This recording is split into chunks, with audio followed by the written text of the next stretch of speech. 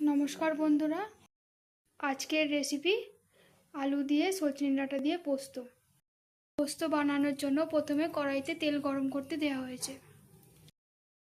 দেখুন কড়াইতে এবার তেলটা গরম হয়ে গেছে। এরপর এর মধ্যে দিয়ে দেবো কেটে রাখা আলু।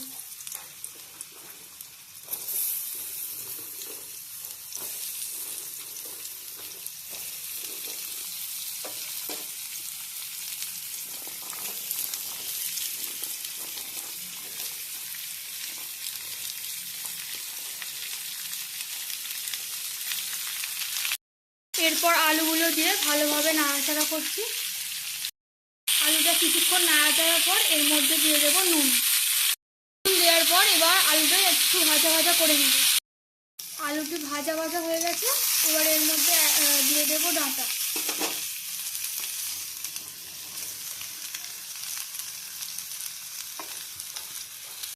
ডাঁটা আলু ভালোভাবে নাড়াচাড়া করে নেব। ডাঁটা আলু ভাজা ভাজা হয়ে গেছে। এবার এর মধ্যে দিয়ে দেওয়া হবে পরিমাণ মতো হলুদ,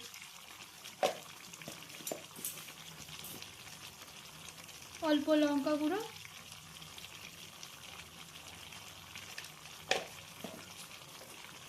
এরপর এর মধ্যে দিয়ে দেওয়া হবে বেটে রাখা পোস্ত। সামান্য আর একটু জল দিয়ে দেওয়া হচ্ছে।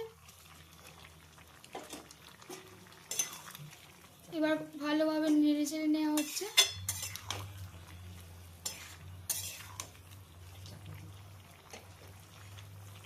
এবার কিছুক্ষণের জন্য চাপা দিয়ে রাখা হবে।